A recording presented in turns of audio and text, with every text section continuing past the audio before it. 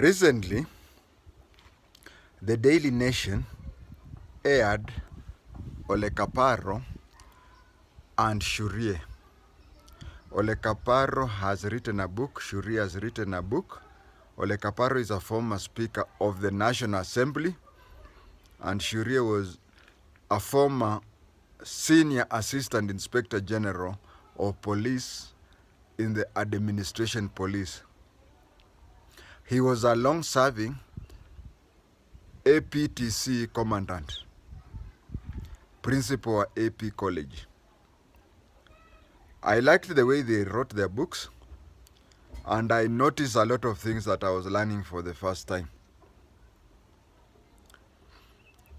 When it starts with Shurie, he talked of having been a student of Garissa Primary School during the shifter time. He was a student in Garissa Primary School during the shifter time when it started. He joined the Administration Police Service and even fought the same shifter. I was among the last people to fight shifter. Today we have Al-Shabaab. When it comes to Right Honorable Francis Xavier Ole KAPARO,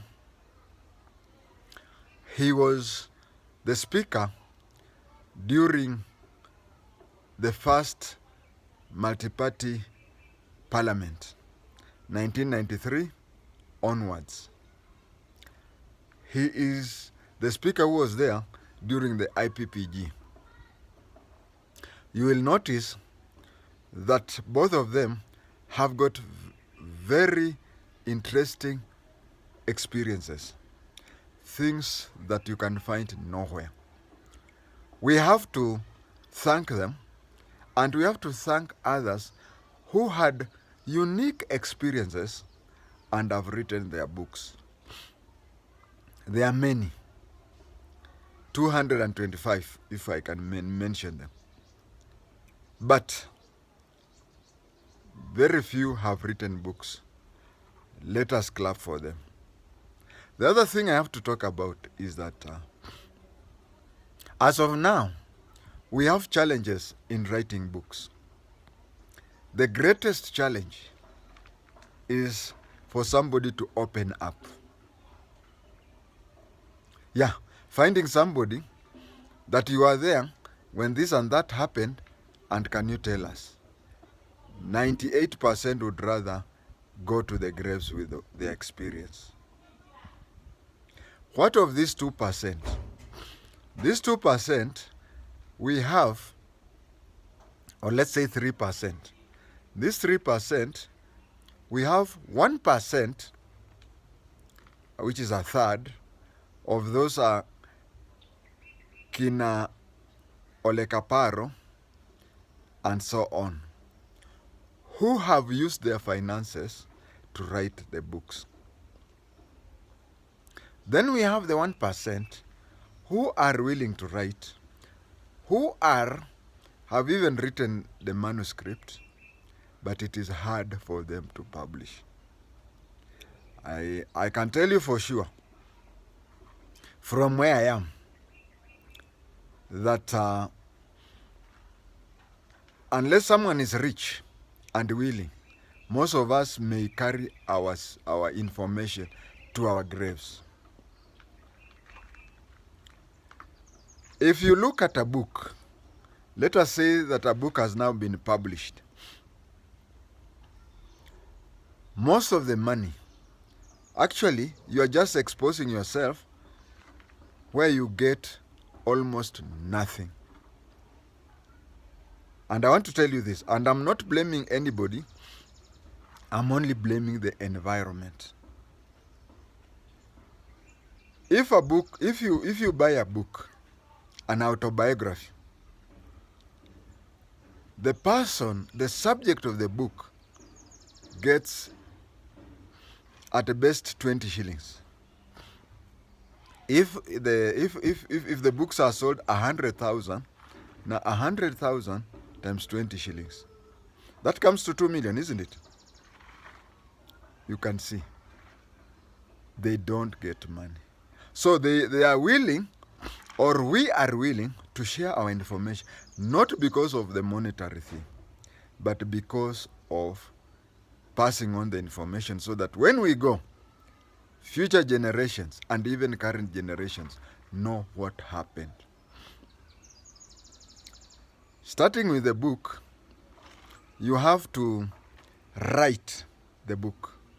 It means that, for example, I attended a certain function where Johnston Mwakazi was the guest of honor. It was a private school along Wanye Road in Riruta. And there's a teacher, Ochieng, I think it's teacher Ochieng, who has written several books, and he was seated in front of me.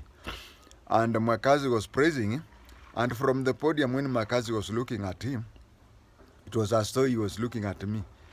And when he was pointing at him, it was as if he was pointing at me by saying, you have information, you put it in writing, don't mind about profits or anything, but let others learn from it. That same night, I went and bought my first 2 exercise books, and I started writing my book. So, for you to start writing a book, let's say in an exercise book, you have to have time. Have time. All what you're doing, you have to stop. But you see, you have to put food on your table. You have to pay rent. Then from there, you have to hire a typist or something. She has to type whatever you did that, and you have to reread. From there, you have to go to a professional, because when you look at my raw manuscript, it's like an intelligence report. It's like an IR. But you see, it has to be shared in chapters and so on. So you have to consult people here and there. I have consulted people, somebody with 3 or 4 books, and the person says that I can only set a day or 2 aside for you. But you see, what he or she is trying to say is that the day you are going to be with him or her, he has set aside, you have to pay him or something. Then from there, you have to look for a publisher, a publishing company. First thing we get is that the kind of material we have, because I understand when the publishers tell us what they tell us. I do understand, because I remember those days of Financial Times, Financial Review. I remember those days of Beyond Magazine. You find that he finds our people, the special branch, the NIS, would go into that publishing company and sabotage, dismantle the machines, which are very expensive. But nowadays, there is a new language. There is a new language, which is that when you approach that person, the publisher is not willing to publish. Why? Remember, we are moving from 844 to CBC. The publisher says, if he publishes your book, he will be blacklisted. He will be blacklisted, and he will not publish CBC books. So you see, they are running away from you. Then the few who are brave, they tell you, pay me upfront. Me, I'm an intelligence officer. I'm an NIS fellow. Very good at it. But then, I'm poor. Even these glasses you see, let me not say. The other time, Jalango was showing me with the other glasses, and I had eye problems. So for me to get these glasses was a challenge. What about being told to produce millions to publish a book? Now, after publishing, I mean, if I had the millions and give it to the publisher publishes it. When you buy that book, you are refunding the million that I used for paperwork, for ink, for everything, for whatever. So we have that challenge, and there is that pay bill you can see, and I appeal to you. Let's say 100 people contributing 100 shillings for a fortnight. That one can take me to the next level, because the book has got to be somebody. Some people have around 3 or 4 have got to see it and make notes here and there, and then have a meeting with me. We decide what changes to make here and there, because my manuscript, as I said, is an IR, intelligence report, but they have to put it in a way that trends with the market flow. So from there, after I've done that, the manuscript is ready. I have to pay for 3 books. 3 books have got to be published in different formats. Then I'll look at the 3, the same book. Yeah, it will come 3 or 4 books. Then I'll look at 3 or 4.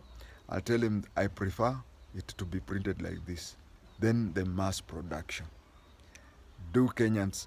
Now, if I had millions, I would have done that. And when you buy, you'll give me millions. And the millions will not go to my pocket. It will go back to the million maybe that I had borrowed or I had set aside.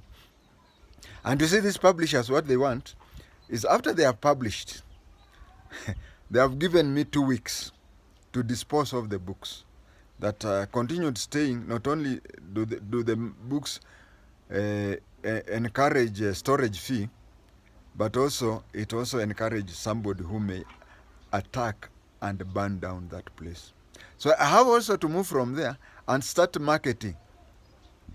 Look for a warehouse to give the books. So even when the book is out, and I'm not trying to say that you buy the book as bad as it is. I'm always of the feeling that if the book is good, buy it. If it is not, don't.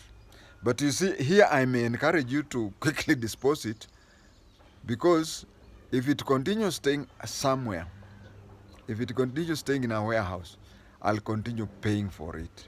So, my viewers, the last